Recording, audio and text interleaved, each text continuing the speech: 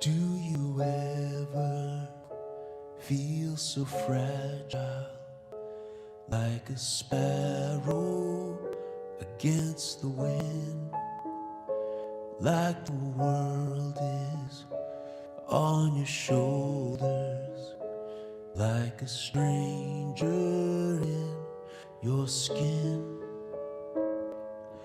Healing of the body and a healing of the heart, healing of the spirit and the broken parts, healing of the body, grant us healing of the soul, healing of the spirit, may we soon be whole.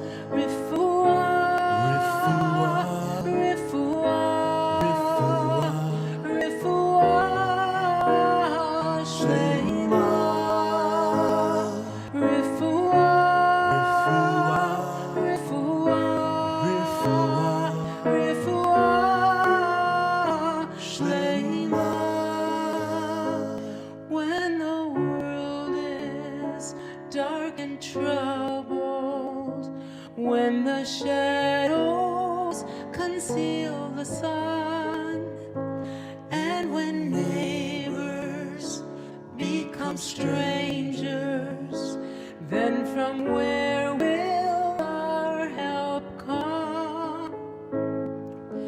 Healing of the body and a healing of the heart, healing of the spirit and the broken parts, healing of the body, grant us healing of the soul, healing of the spirit, may we soon be whole.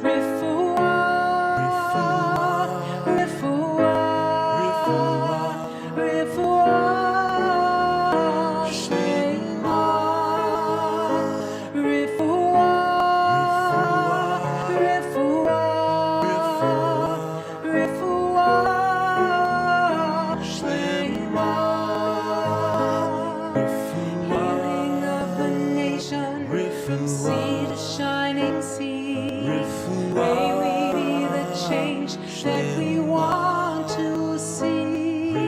Healing of the forest, the rivers and the streams, the mountain and the valley, and the air we breathe. Refuah, refuah, refuah, shlema. Amen.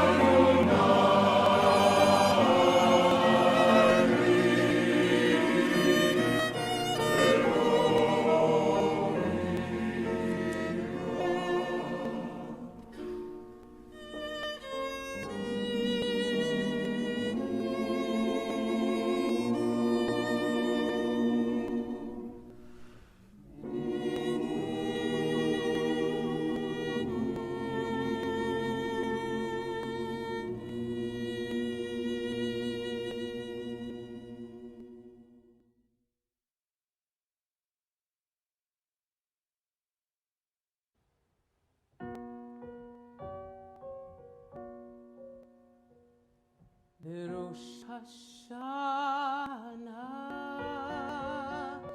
Yikatevun Uvayom Som Kippur Uvayom Som Kippur Yechatemun Rosh Hashanah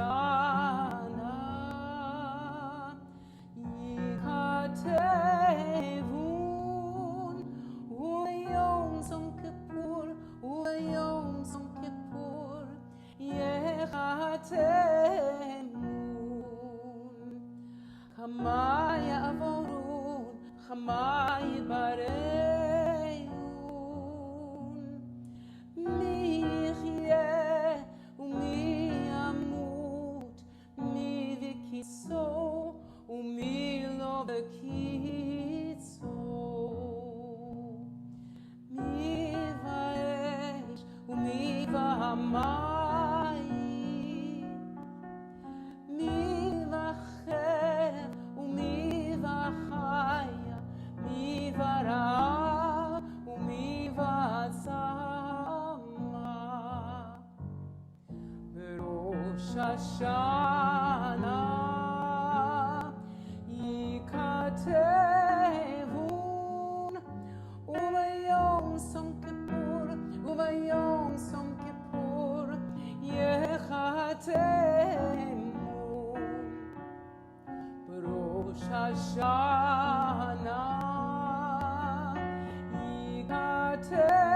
Yikatevun Uvayom Som Kippur Uvayom Som Kippur Yechatemun Mi Varash Umi Vamagefa Mi Vachanika Umi Vaskila Mi Yanuach Umi Yanuach Mi Ashkit Umi Toraf Mi Yeshaleh Umi Yityaseh Mi Yani Umi Yashir Mi Yushpa Umi Yarum Rosh Hashanah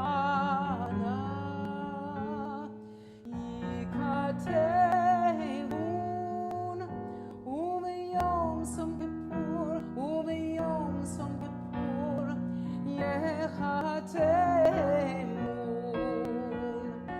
Rosh Hashanah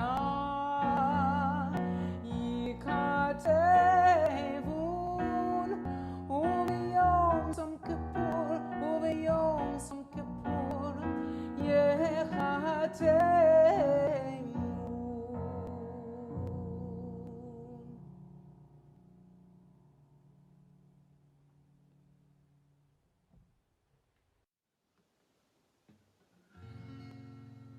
Al Hadvash Va'al Ha'oketz Al Hamar V'Hamatok Al B'teinu Ha'tinoket Shmor Li Hatov Al Ha'esh HaMiboeret Al Hamayim Hazakim Al Ha'ish Hashav Habayta Min HaMerchakim Al Kol Ele Al Kol Ele Shmor Ali Ali Hatov Al Hadvash V'al Ha'oketz Al Hamar V'Hamatok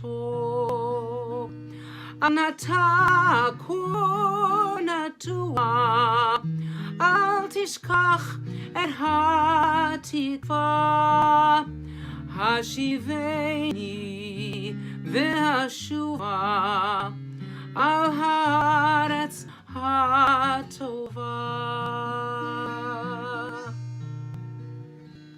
Shmor Li El Zeh HaBayit Al Hagan Al HaChoma Yagon Mipachad Beta Umimilchama אשמור לו המעט שיש לי, על האור ועל הטף, על הפרי שלא הבשילות ושנאסף.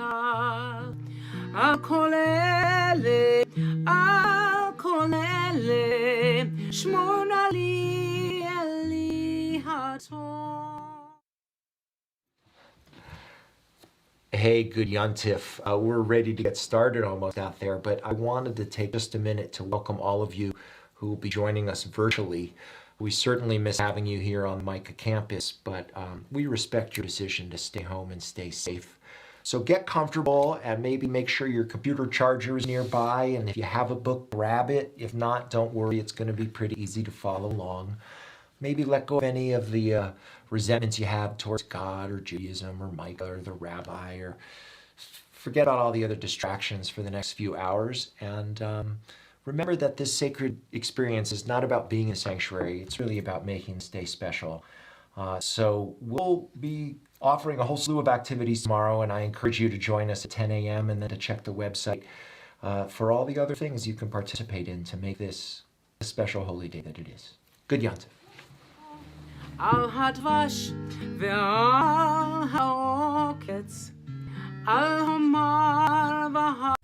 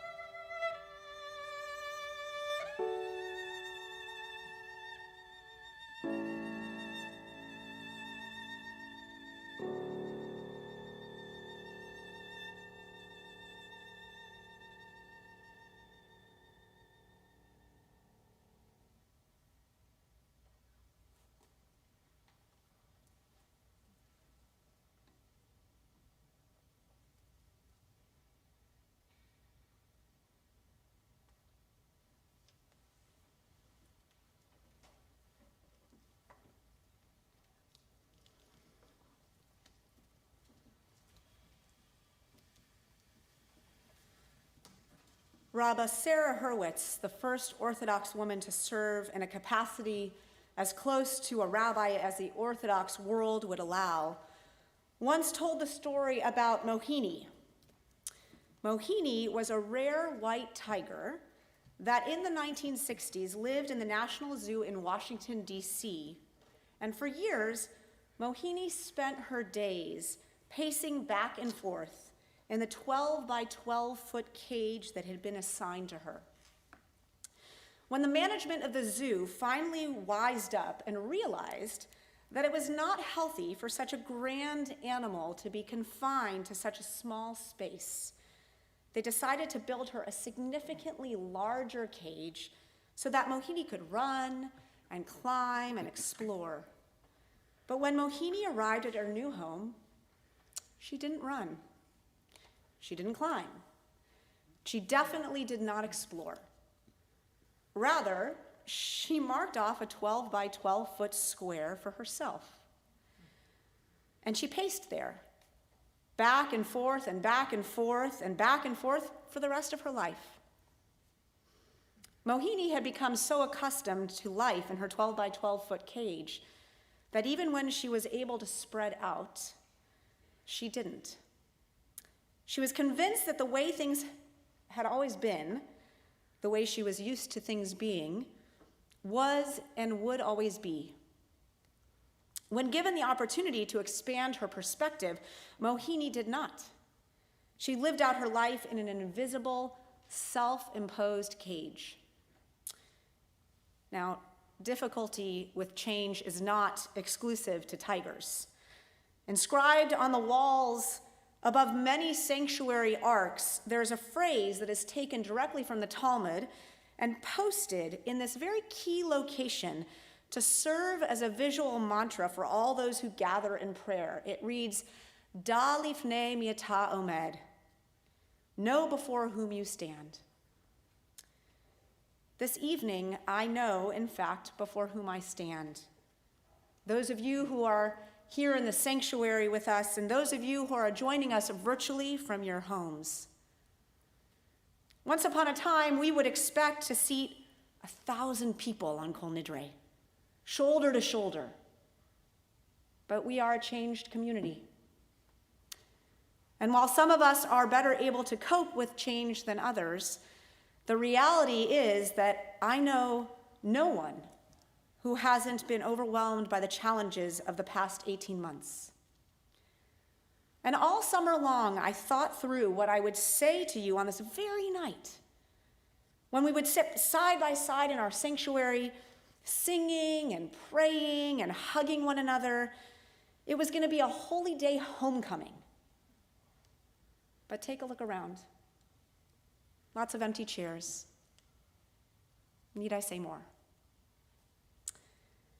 I refuse to accept that it is an accident, that the painful and destructive variant of this virus that has stuck and stopped us in our path back to some illicit normal is called Delta. Because Delta, the fourth letter in the Greek alphabet, the letter that by itself means change, rabbis are feeling the same challenges and exhaustion as you.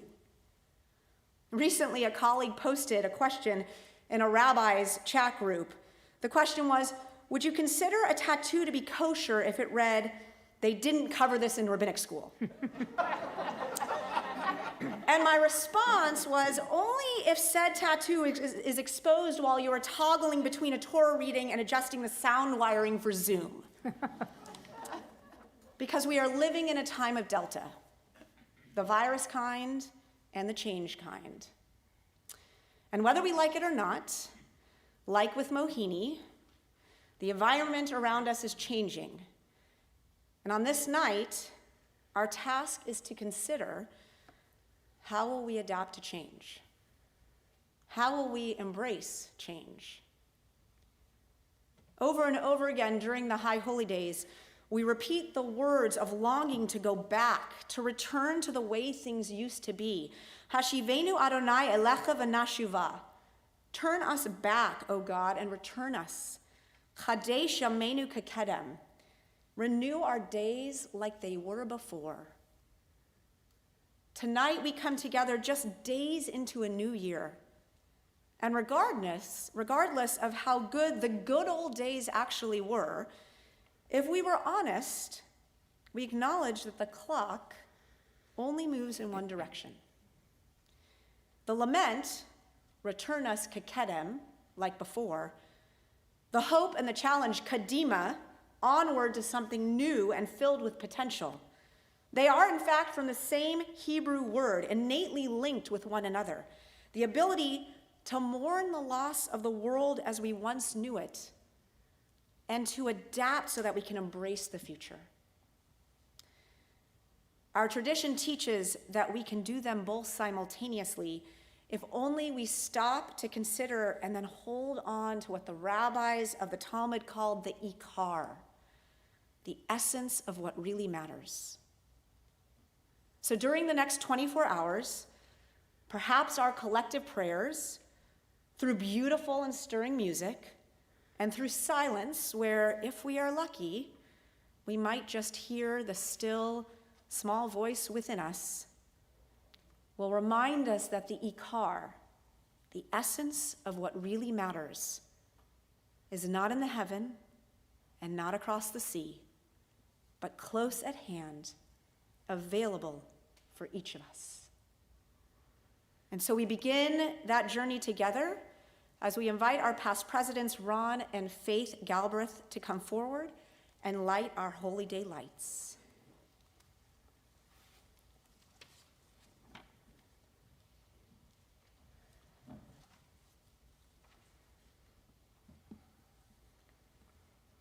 With the setting of this evening sun, united with Jews of every place and time, we engage in the process of healing our heartbreaks and our relationships.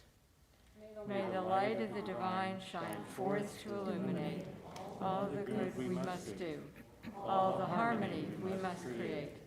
Let the fire we kindle be for us a warming flame, whose brightness shows us the path of a righteous life.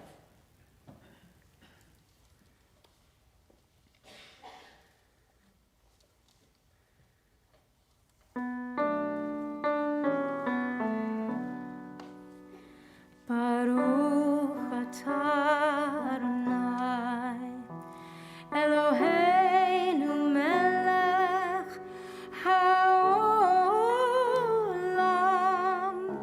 asher kiddushanu b'mitzvotav, v'tzivanu l'hadlik ner shel Yom Tov.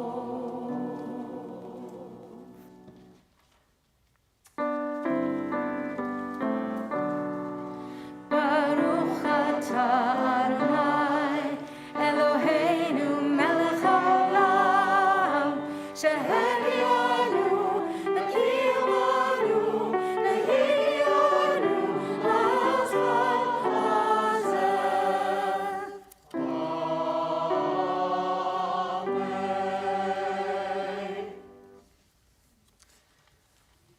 For transgressions against God, the Day of Atonement atones, but for transgressions of one human being against another, the Day of Atonement does not atone until they have made peace with one another. We invite you to rise as our ark is opened and our Torah carriers come forward. Rebecca Zeitlin, Billy Eskind, Andy and Laura Saul, and Mike Drongowski.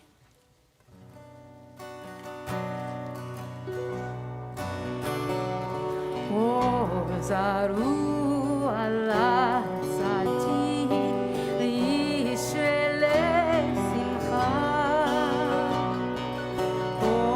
Zaru ala tzadi Yisrael simcha.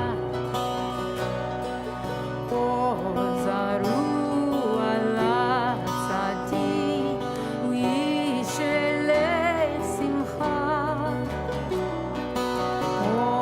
Zaru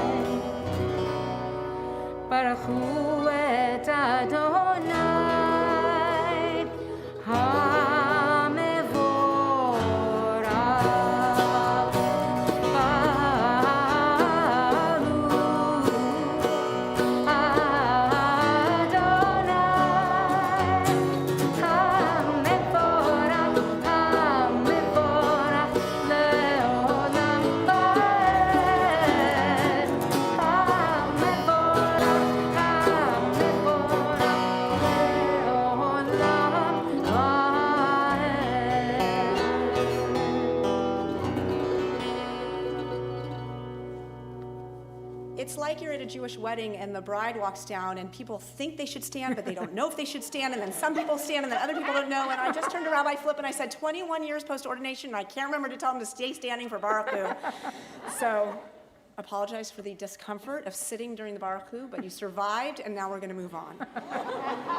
Please read responsively with me. Knowing that our reach exceeds our grasp and that some of our vows will be made in vain, nevertheless we pray. All vows, promises, and commitments we made since last Yom Kippur and in the years before, may we be given the strength to keep them. Our marriage vows, may they endure through dark days and dull days, through fatigue and anger, may our love prove strong enough. Our vows for good health, to exercise and diet. May we take our own lives seriously enough to heed them, keeping our vows each day as we eat, work, and won't relax. The promises we made to study and grow. We meant them when we said them, and things got in the way. This time, may we be strong enough to let our better selves prevail. Commitments to parents and friends, pledges to charity, and to work for others. Help us be as compassionate and generous as we felt ourselves at those moments. May you reach down to us even as we reach out toward you.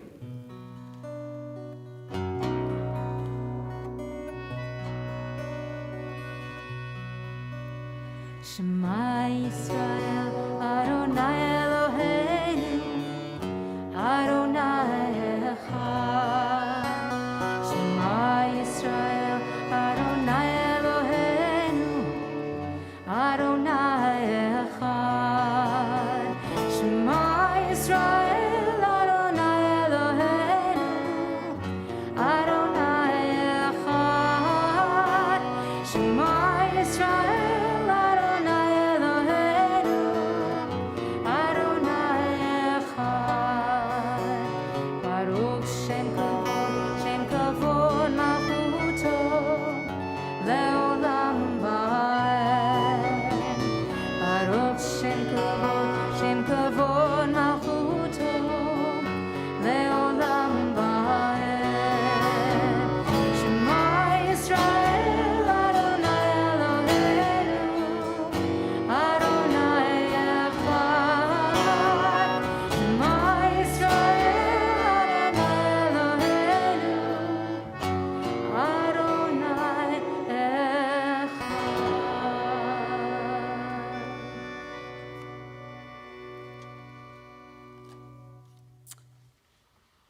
It's always a joy for us to welcome congregants, and especially our younger, soon-to-be adult members, to help us lead services.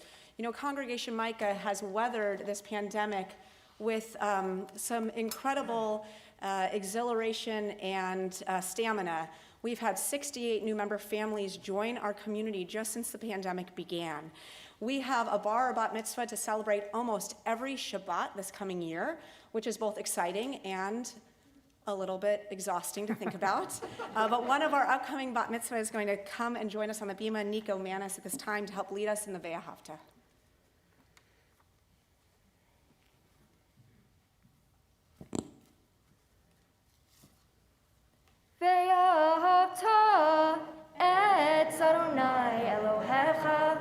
בכל לבבך ובכל נפשך ובכל מאודיך.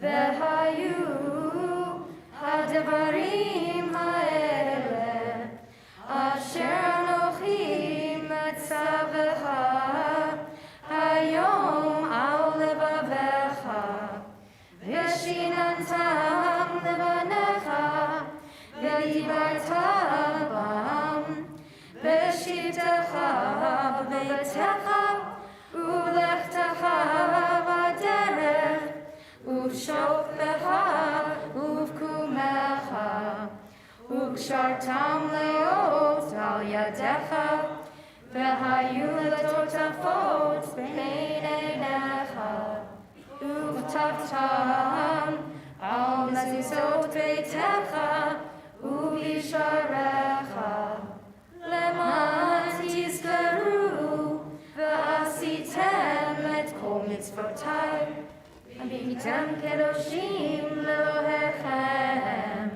אני אדוני אלוהיכם, אשר הוצאתי אתכם מארץ מצרים, להיות לכם לאלוהים. אני אדוני אלוהיכם. Thank you, Nico. Forgiveness is more than a technique of conflict resolution. It is a stunningly original strategy. In a world without forgiveness, evil begets evil and harm begets harm, and there is no way short of exhaustion or forgetfulness of breaking the sequence. Forgiveness breaks the chain. It introduces into the logic of interpersonal encounter the unpredictability of grace. Forgiveness means that we are not destined to endlessly repay the grievances of yesterday. It is the ability to live with the past without being held captive by the past. It would not be an exaggeration to say that forgiveness is the most compelling testimony to human freedom.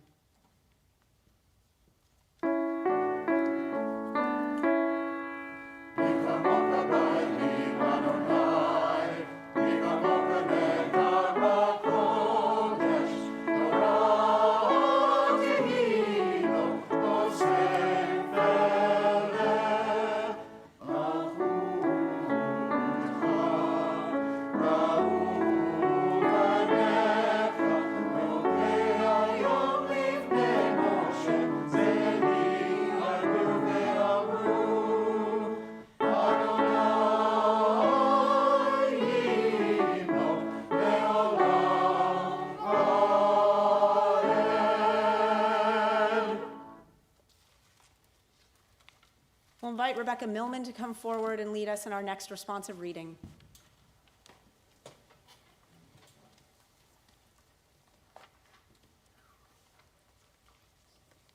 We're on page 36 in your books.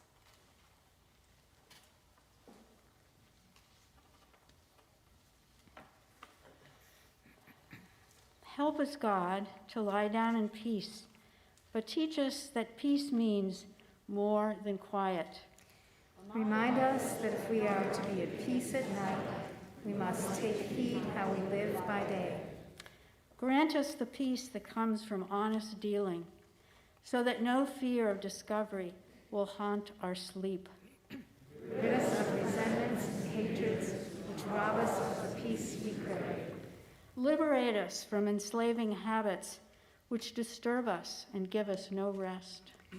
May we inflict no pain, bring no shame, and seek no profit by another's loss. May we live so that we can face the whole world with scrutiny. May we feel no remorse at night for what we have done during the day. May we lie down in peace tonight and awaken tomorrow to a richer and fuller life.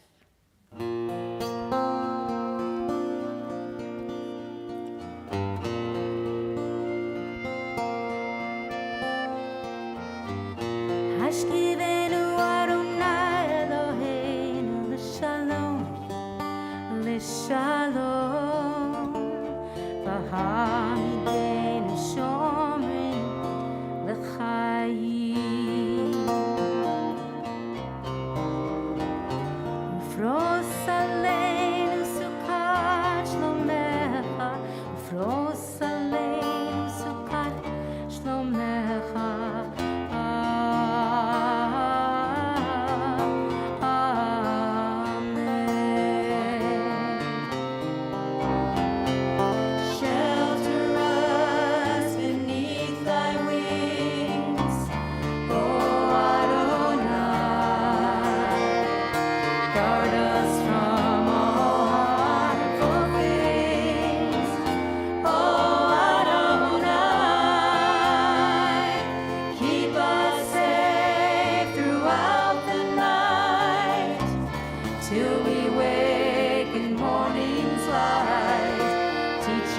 God wrong from right.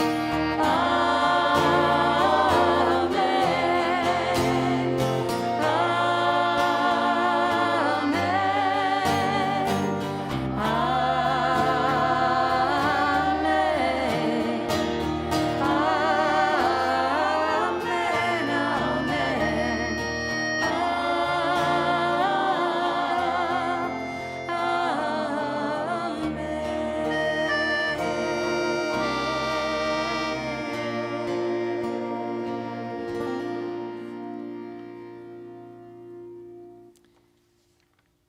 By the authority of the court on high and by the authority of the court right here, by the permission of one who is everywhere and by the permission of this congregation, we hold it lawful to pray with all people of goodwill who have sinned. Kol Nidre Service V'charame V'koname V'chinuye V'kinuse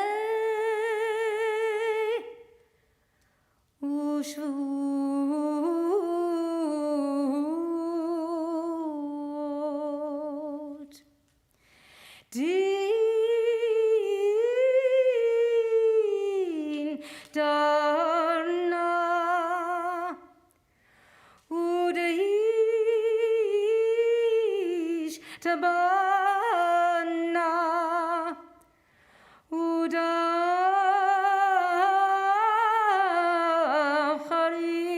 Udacharimna V'dasarna al nafshatana Miyom Kippurim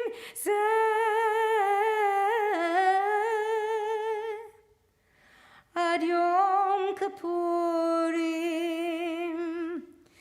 Habalenu L'tova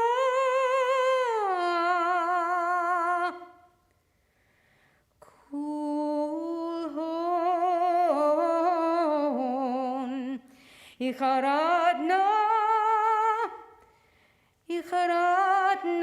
v'hon Kulhon Yohon Sharan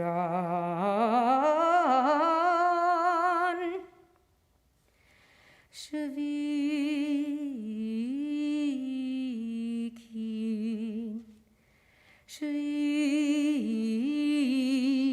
Shavitin B'teilin u'mevutalin La sharin v'la kayamin Nidrana La nidre Besarana la esare Ushavuatana lo shavuot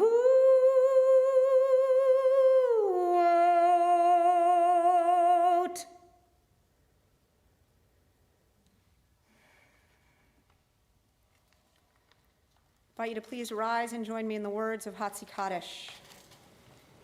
Yikara v'yitkara shemei rava Be'alma divrach yirutei v'yamlik malchutei B'chayachon v'yom echon U'v'chayerecho beit Yisrael Ba'gala u'bizman Kariv V'yimeru amen Yehei shmei rava mevorav Le'olam u'lam me'amaya Yibarak v'yishtabach v'yitpa'ar v'yitromam v'yinaseh v'yitadar v'yitaleh v'yitalal Shemei dekudashav Le'la min kol berchata v'shirata tushbechata v'nechemata damiram me'amal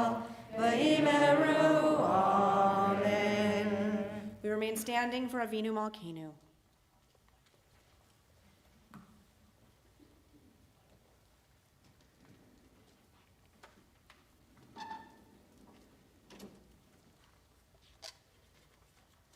Avinu Malkeinu Shema Kolenu. Avinu Malkeinu, hear our voice. Avinu Malkeinu Chatanu Lefanecha. Avinu Malkeinu, we have sinned against you.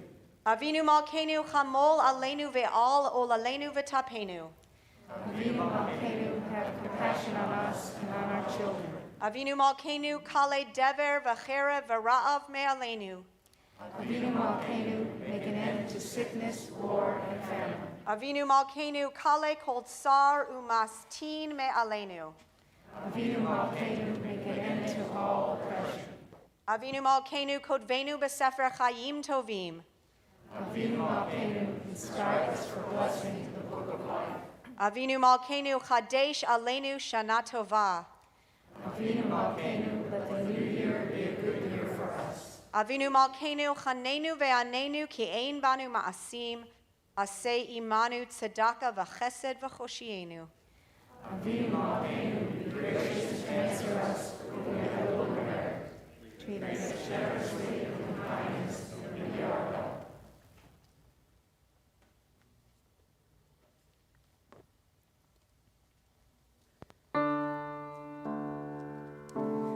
Avinu Malkeinu, Shema Kolenu. Avinu Malkeinu, Chatanu Lefanecha. Avinu Malkeinu, Chamol Aleinu.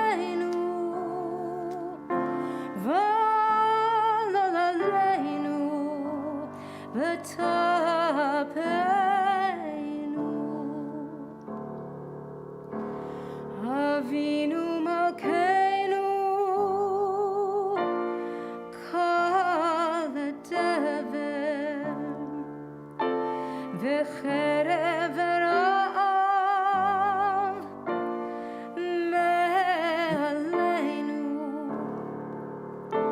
Avinu Malkeinu, Kale Kol Tsar Umastin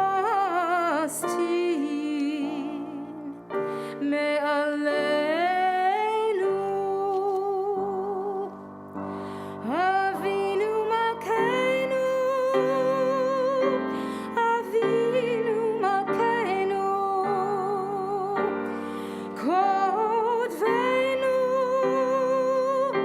B'Sefer Chayim Tovim. Avinu Malkeinu, Kaddish Aleinu, Kaddish Aleinu, Shana Tova.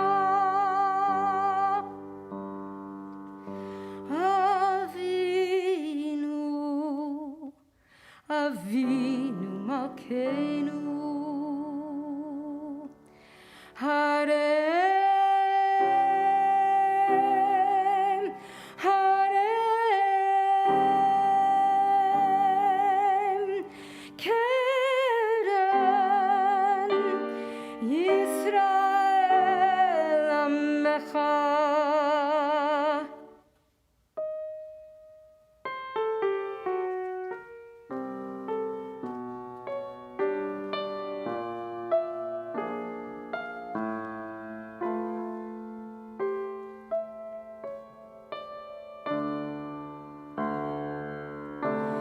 Avinu Malkeinu, Chonenu v'Aneinu, Ki ein banu ma'asim, Aseh imanu, Aseh imanu. Tzedakah v'chesed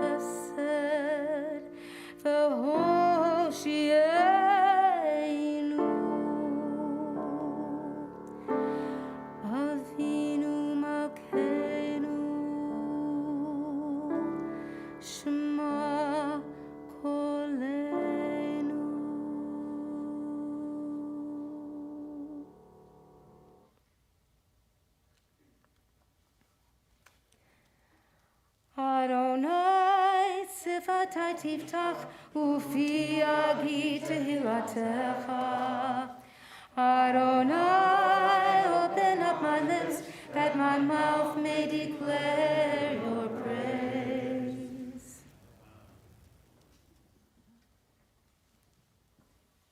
We take this Amidah as a silent Amidah for your own prayers of the heart, meditations as well. Please find your seat when you've completed them.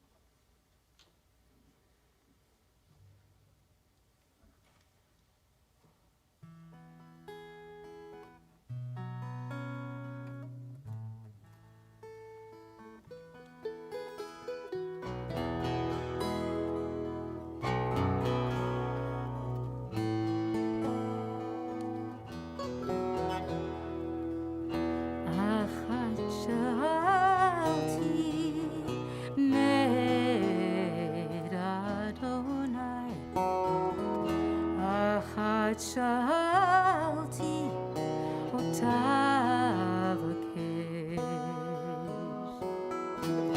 אחת שאלתי מאת אדוני. אחת שאלתי אותה אבקש. שבתי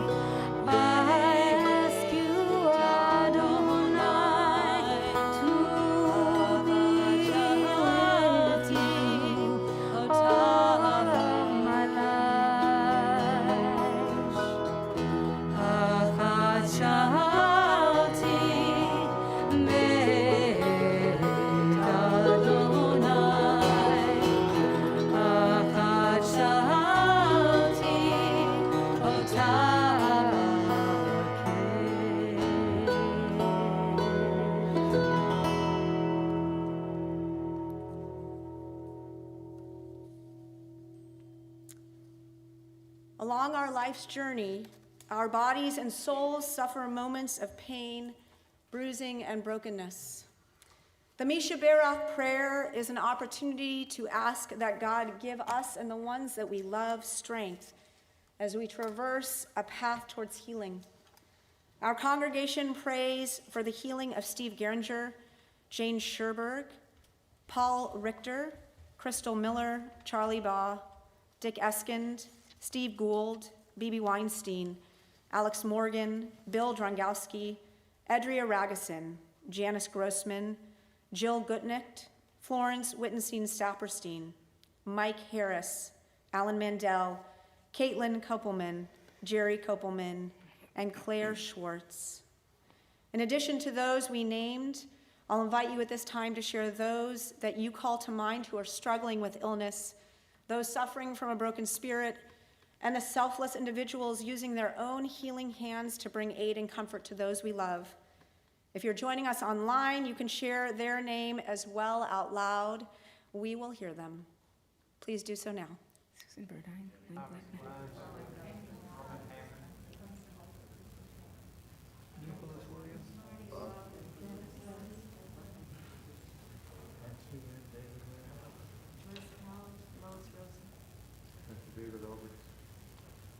Jan Sullivan Lather.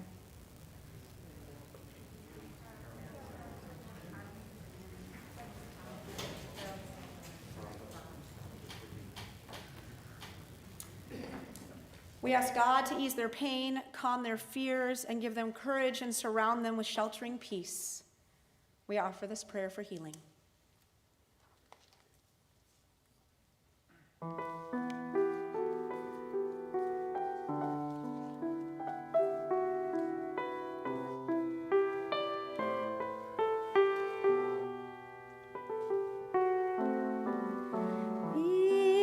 Mishaberach Avoteinu, Avraham, Yitzchak, v'Yaakov.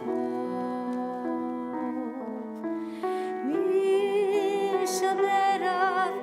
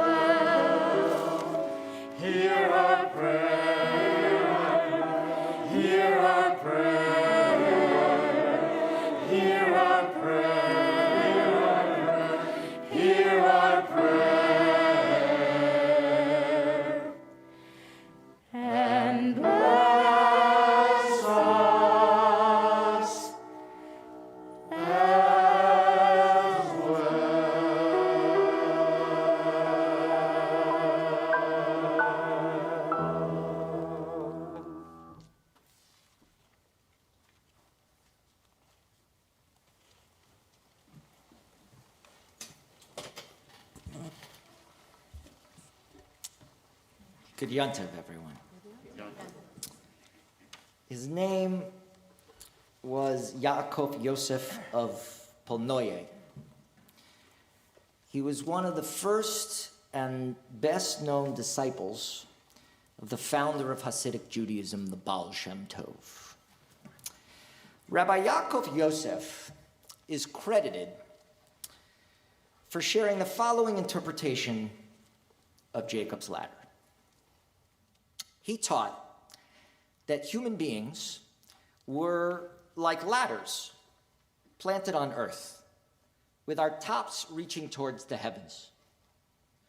Like the angels, our souls are always ascending or descending, either growing or shrinking. During life, we nurture our souls or we starve them. A soul that is starving leaves us empty and bored and cynical and depressed. A soul that is nurtured yields a sense of purposefulness and meaningfulness and significance and joy. Rabbi Yaakov began with the notion of what medieval sages called a nefesh, or a neshama, a soul, something within each of us, for some buried a little deeper than others, that is immaterial and yet substantive. They describe the neshama, the soul, as insatiable and indestructible, deeply concealed, masked. The part of you that drives you incessantly, even if you don't understand to where or for what. Implied in Rabbi Yaakov's teaching is that this infinite light, breathing inside our every cell, grows, meaning that we are dynamic creatures, continuously in the process of becoming, invited to work on our characters. If there is such a thing as an essence, if you will, we have the freedom to choose what it will be. There are limits.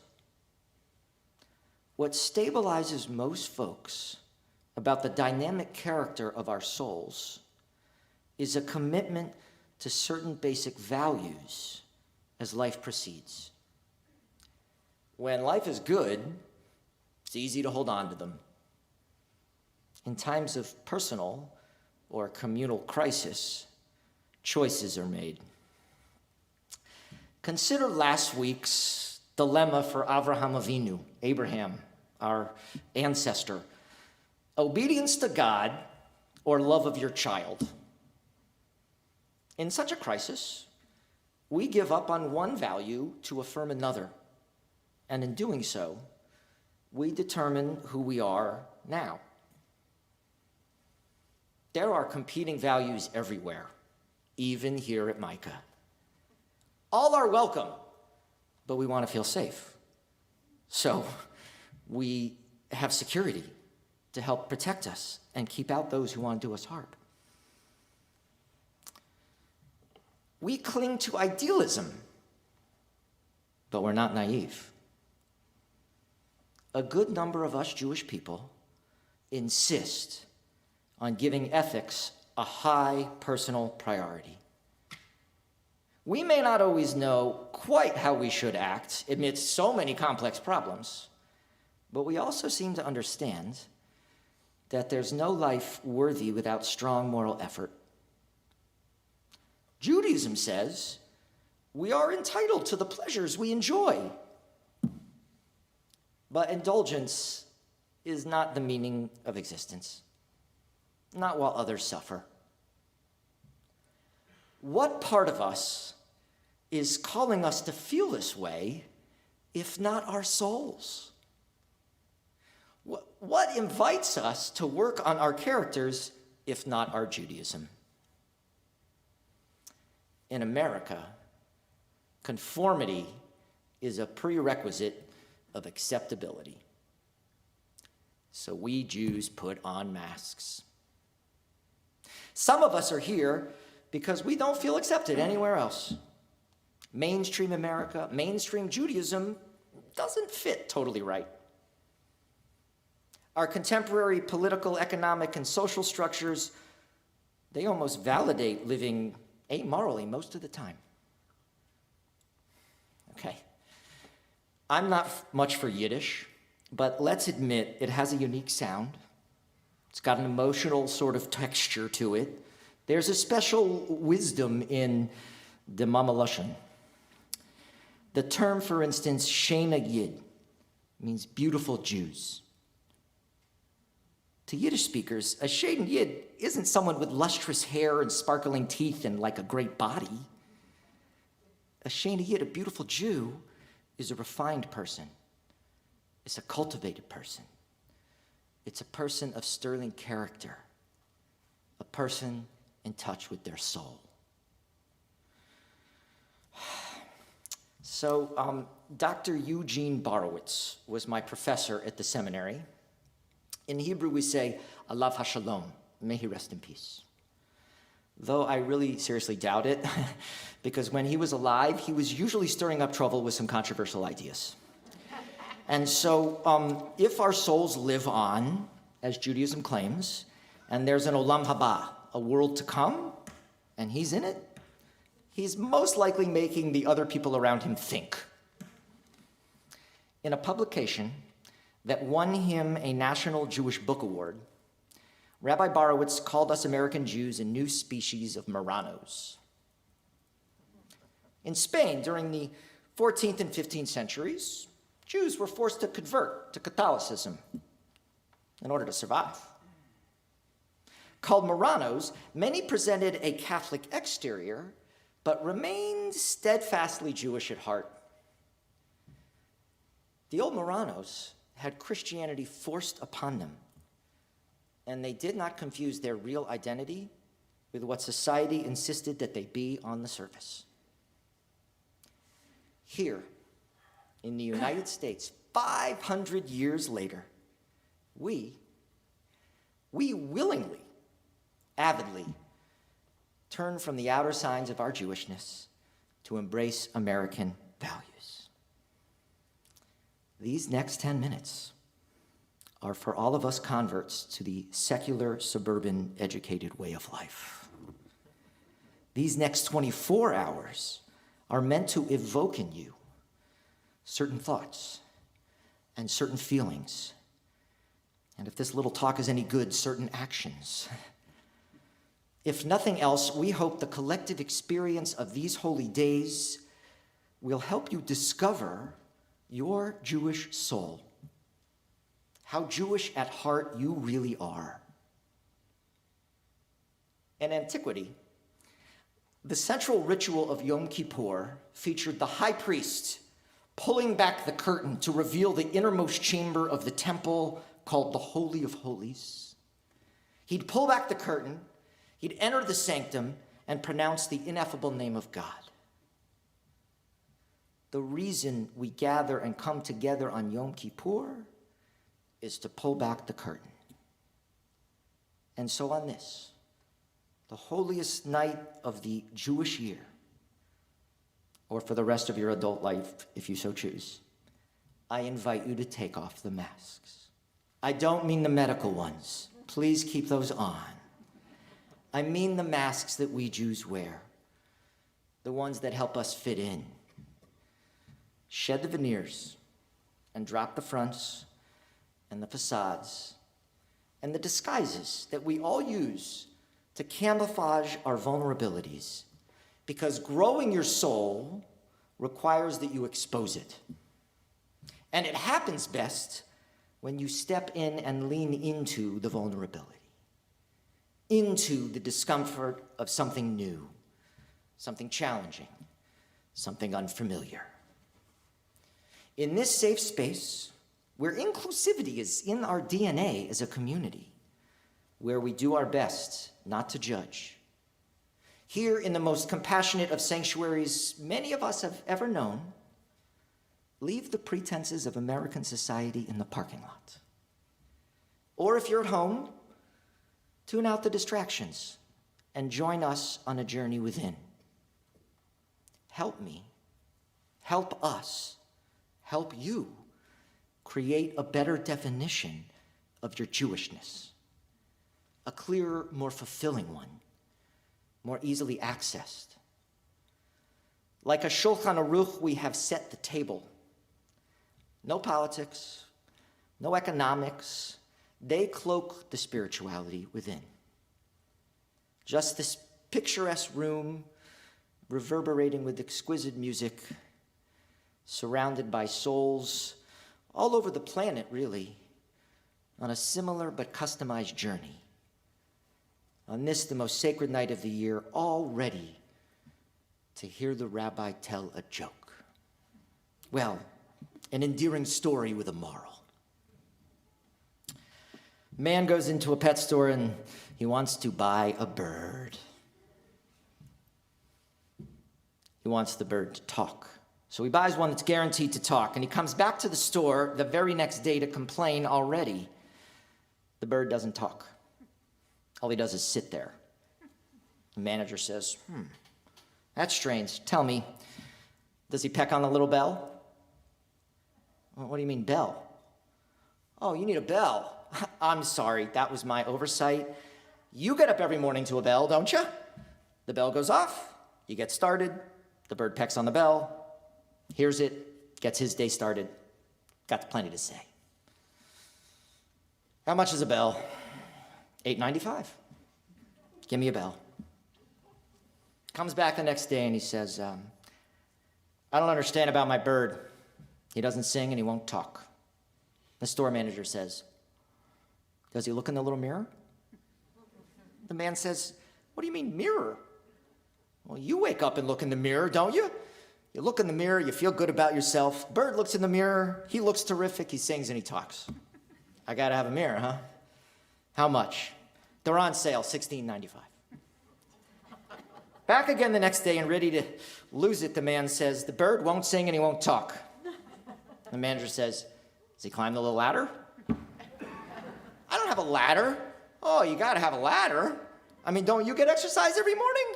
He pecks on his bell, he looks in the mirror, he climbs up and down the little ladder, blood circulates, he feels good. He's got something to sing and talk about. How much is a ladder? $21.50. Well, give me a ladder. And the following day he comes back and he's got a sad look on his face. And he says, my bird is dead. He says, what do you mean dead? He's dead. I know a dead bird when I see one. He's turned up his little feet. He's just lying there, dead as can be. And the manager says, tell me, did he ever sing? Did he ever talk? And the guy says, yeah, just before he died. He looked me right in the eye and he said, don't you have any bird seed? So much of the time, we buy ourselves the bells and the ladders and the mirrors, but we fail to see what we really need to feed our souls what they crave: moral sustenance, spiritual nourishment, food for the heart and soul. We are all experiencing a world that is very unstable. And words like war and terror, they fill our little social media feeds. And there are, by most calculations, millions of people that hate us and actually want us to die. There are marriages that fail all the time and families that fall apart. And there are people lost to drugs and accidents and natural disasters and crime. And we see celebrities and athletes fall into disgrace on a regular basis. Mighty politicians, corporate executives tumble into scandal and shame. Polar ice caps melting away the devastation, really, of our planet. And anxiousness, businesses, buildings, governments, all sorts of institutions crumbling before our eyes.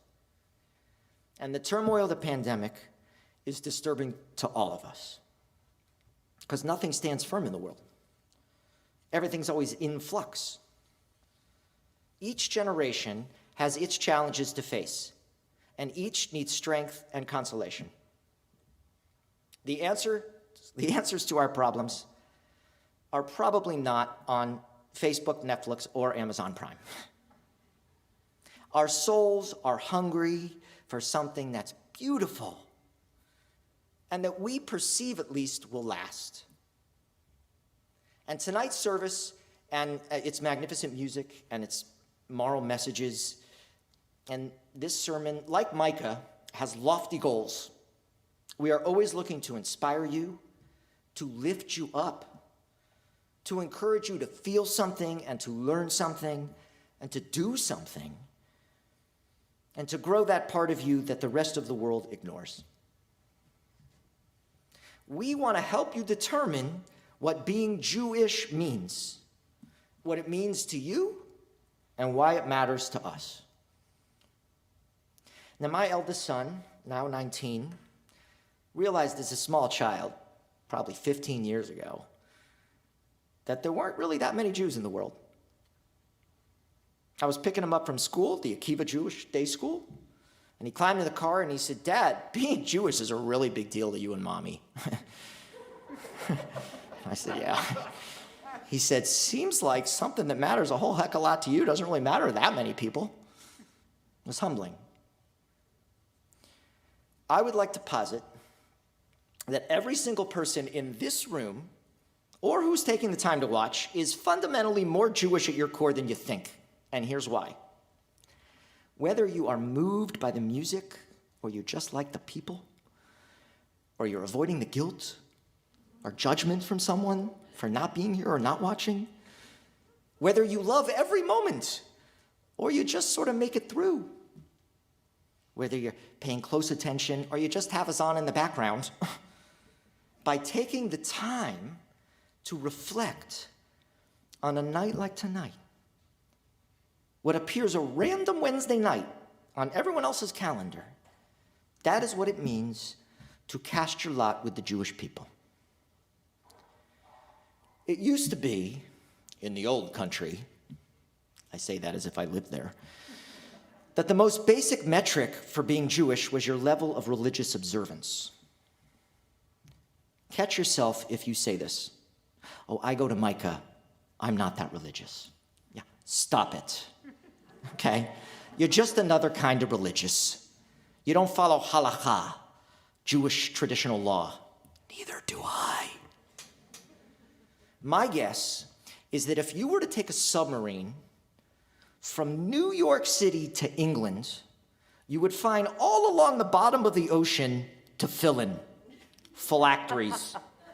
People tossed them over the side of the boat on the way to America, and along with them, religious observance. And we tried to position ourselves, think of ourselves as culturally or ethnically Jewish. By such standards, Jewishness does not go very deep. At the very least, chicken soup and Fiddler on the Roof do not tell the whole story.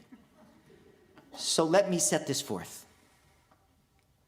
What if we understood being Jewish as a way of relating to other Jewish people, to our traditions, to our customs, to Israel, to the rest of the world, to acknowledging that we don't understand it all, and still committing to try to climb the ladder. That is, to learn as much as we can about these things, formally and informally. That's how we do it here at Micah. I'm not saying that observance and identity, a Jewish law, wearing a mezuzah or a six-pointed star, that they have nothing to do with being Jewish. But my goal in these last few minutes I have left is to inspire you to live out your Jewishness and to remind you of the beauty of doing it right here in the Micah community. See, Micah is a place where we wrestle with what it means that there is a state of Jews and explore what ancient lessons can still teach us about the human experience. And it's where we discover, in both a deeply theological and childlike fashion, what the word God really means. For instance, The state of Israel, which is far from perfect, is a glowing reality. She provides what seems to be an absolute, unambiguous answer to the problems of Maranohood. Become an Israeli, speak the language, live among your people, and you will know what it means to be a Jew. There is purpose among Israel's inhabitants. You can feel it. You want to lift your soul? Make Aliyah, or at least journey with us upward to the Holy Land. Experience Israeli culture personally, because it is available to Jews all over the world in ways its founders had never thought possible. Funny how a place where secular nationalism feels as though it reigns still has the pulse of spirituality flowing through its veins. It's where the Torah lives and breathes. You know, when Moses spoke to the Israelites the day before he passed away, he pointed them to the promised land with words that have echoed down the ages and reached all the corners of the planet. You shall teach these things to your children. Speak of them on your way, when you're at home, when you lie down, when you rise up. He asked a small and wounded people to become a nation of teachers, carriers of a great tradition. Moses told them that their future depended on passing on the gift of Torah to their children and their children's children. And just before he spoke these words, he asked something else of his people. He said, "Ve'achavta et Adonai Elohecha b'chol levavcha u'b'chol nafsheka." He said, love Adonai your God with all your heart and with all your soul. And Moses Alsek, a sage from the 16th century, saw that these two verses were linked. We can only pass on to our children what we love ourselves, he said.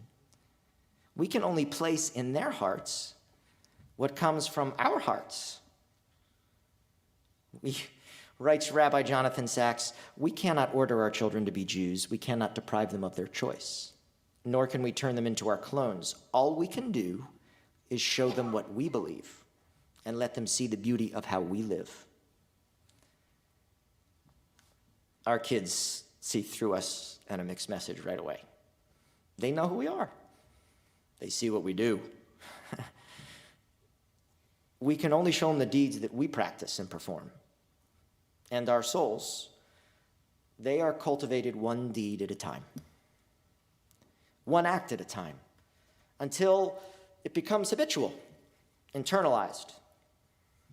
The ultimate purpose of Judaism is to cultivate in us a soul ready to embrace the world, to love the world, selflessly and fearlessly and actively, just like God. When you realize that the goal, when you grasp at the end, the purpose, the objective of Jewish living, is this, you will understand and keep Judaism in a whole new way. Jewish souls grow in homes where hungry children are given the sustenance they need. Homes where they see their parents grow their own souls. They learn that the world's problems summon us to act, and that God is a voice that calls us to do good. They learn from an early age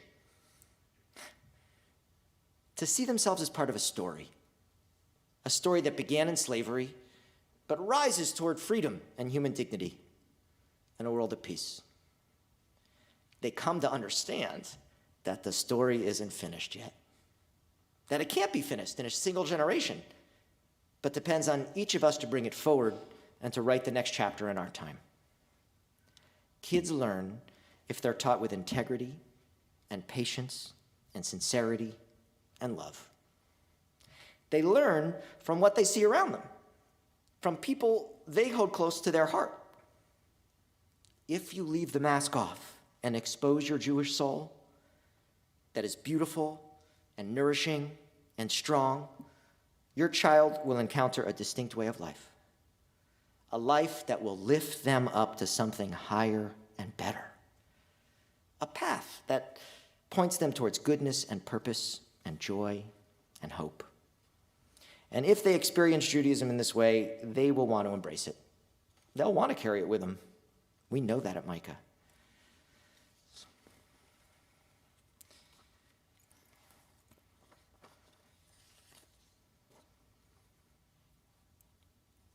So where are they going to see that kind of life? It's up to someone to embody it. See, only we can show the next generation what we believe. Only we can show them the way that we live.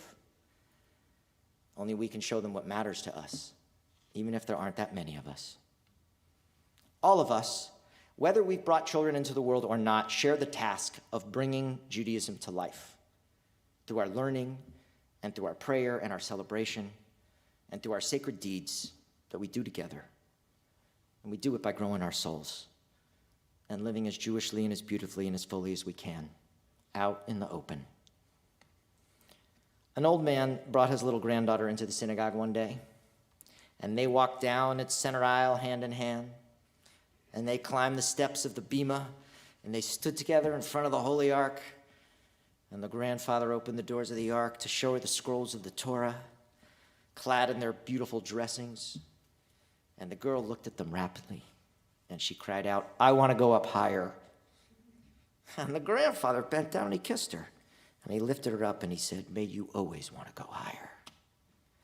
Judaism teaches that everything we do, everything, no matter how ordinary, can be lifted up and made holy. We can eat in a holy way. We can use money in a holy way. We can do our work, conduct our relationships, even die in a holy way. For an American torn by doubt or sick with uncertainty, the values of Jewish life are comparatively quite attractive. It gives us what our current environment cannot seem to give. So how seriously do you take it? What does it mean to you? And what are you prepared to do about it? The outermost layer of Maranohood is, as befits good armor, the toughest to pierce. If Jewishness below is just ethics and mandates good citizenship, it lets us remain invisible. Being ethical does not publicly identify you as a Jew. America gave us what we initially wanted, to be members of a society, to avoid being segregated and allowed to fly under the radar, so to speak, to keep that low profile. I'm here to tell you that it's possible to maintain our humanitarian interests and at the same time nurture our Jewishness deeply. So finally, what are the rewards of cultivating a soul? Nothing material. No honors or accolades. Only the resilience to meet the inevitable failures, tragedies, and challenges of life with strength and perspective. A deep sense of security, optimism, especially in a tumultuous time. The intimacy of friendship and love, and the warmth of community. The respect of peers, the confidence of integrity, a sense of an abiding purpose, and the assurance that your life matters. Cultivating a soul will help you live each day up until your last with ideals and inspiration and creativity and hope all intact. Judaism is a tradition with the wisdom to welcome all who starve for spirituality, and at Micah it is practiced in a way that is substantial and accessible. It will warm you in the winter and protect you in the fall. Do not be defined by the way the world defines you. Don't lower your horizons, not the ones of your possibilities, your aspirations. You're bigger than that. You're in the Neshama, a soul, which means you have divinity within you and the promises of joys you have never tasted. We move now to cleanse those souls with an ancient melody meant to resonate within us, as well as all those who have ever lived. Our third rendition of Kol Nidre.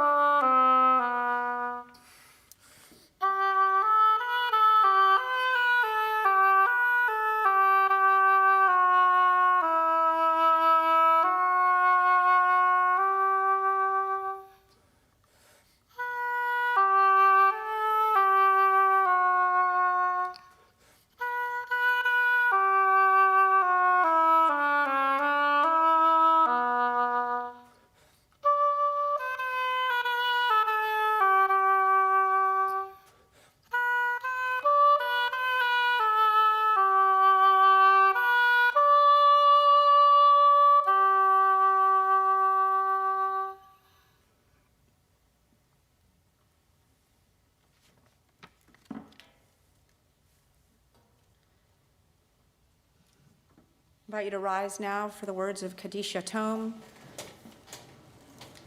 As we continue as a community mourning for Rich Moschel, Henry Foyer, Dr. Bob Sirkin, Aidan Becker, Robert Golden, Alfred Cohen, Des Zamek, Lane Farinacci, Rabbi Jonathan Sachs, Charlene Krahili, John Giffen, Faye Sirkin, Joyce Murray, Richard Bourne, Fran Schmerling, Peggy West, Christopher Miller, Molly Stein, Alfred Cohen, Joseph Blumenthal, Leonard Baxt, Joanne Cohen, Jack Chirac, Hilda Jackman, Peter Weiss, Mary Frank, Gersha Rogers, Rabbi Richard Hirsch, Bernard Bublik, Malcolm Arrington, and Lois Hershkowitz. We also honor the following Yorksites this week: Mildred Rosenthal, Susan Friedman, Sidney Katzoff, Francis Blaker Thompson, Abraham Horowitz, Shindle Riedel, Sadie Kravitz, Aaron Shapiro, Miriam Heller, Jerry Rose, Ella Herling, Mira Salberg, Jolie Grodsky, Shirley Zuckerman, Helen Stepansky, Goldman Perlman, Eva Kramer, Mrs. Mildred Lurie, Jonas Goldstein, Dr. Sanford Cole, and Elliot Winner. Please share the names of those I did not. Margaret Vaughn. Tim Akers. Yikadal v'yitkadash shemei rabbah, be'alma divrach yirutei v'amlich malchutei, b'chayakon v'yomechon v'chayei d'chol beit Yisrael, ba'agalau v'zman kariv imru amen. Yehei shmei rabba mevarach le'olam olmei almaya, yitbarach v'yishtabach v'yitpa'ar v'yitroman v'yitnaseh, v'yitadar v'yitaleh v'yitalal shemei d'kudashah barichu, le'ela min kol birchata v'shirata, tushbechata v'nechemata, da'amiran be'alma v'imru amen. Yehei shlama rabba min shemaya, v'chayim aleinu ve'al kol Yisrael v'imru amen. Osei shalom b'mromav, hu ya'asei shalom, aleinu ve'al kol Yisrael v'imru amen. Zichronam livracha, may our memories of all of our loved ones bless us every day. Amen. Please be seated.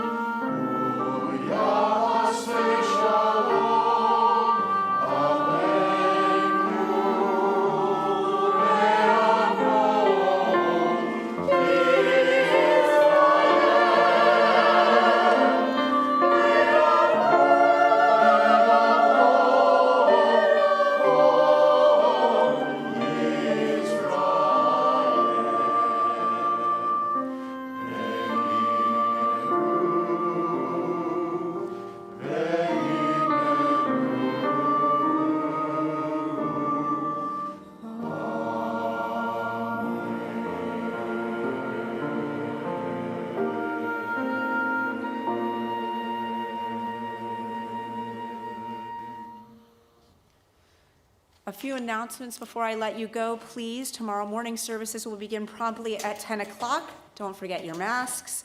You're welcome to join us in person or online. Afterwards, services and programs continue throughout the day. Everything is available for the most part online as well. We'll have our 12:30 afternoon panel. This is really going to be a special opportunity with Hal Cato, Executive Director of Thistle Farm, Juvenile Court Judge Sheila Calloway, Episcopal Priest Reverend Lissa Smith, and Nashville Metropolitan Chief Public Defender Martisha Johnson, with us to share their personal reflections on Micah 6:8, justice, mercy, and humility. Healing services, study sessions, schmooze, all available in person and online. We have online services for little kids tomorrow, in-person services for high schoolers, memorial services, of course, at the end of the day and beyond. Please do not forget to check the full list of Yom Kippur offerings for Zoom links on our website if you need to. Rabbi Flip always likes to remind you to like us on Facebook and Instagram. You can do that after the holiday. And we just wish you a very easy but spiritually fulfilling Yontif. Thank you, everyone.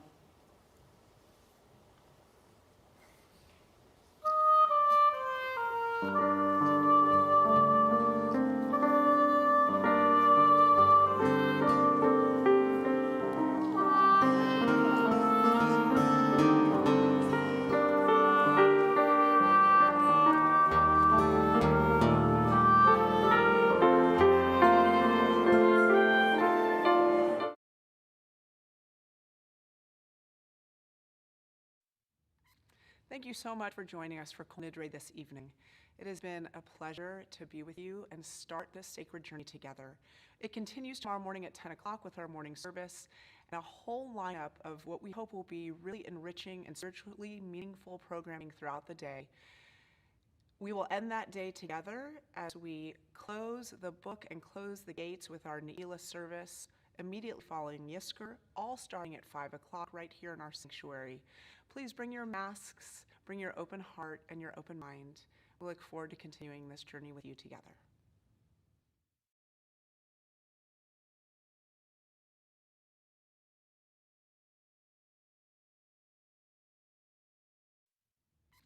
Thank you so much.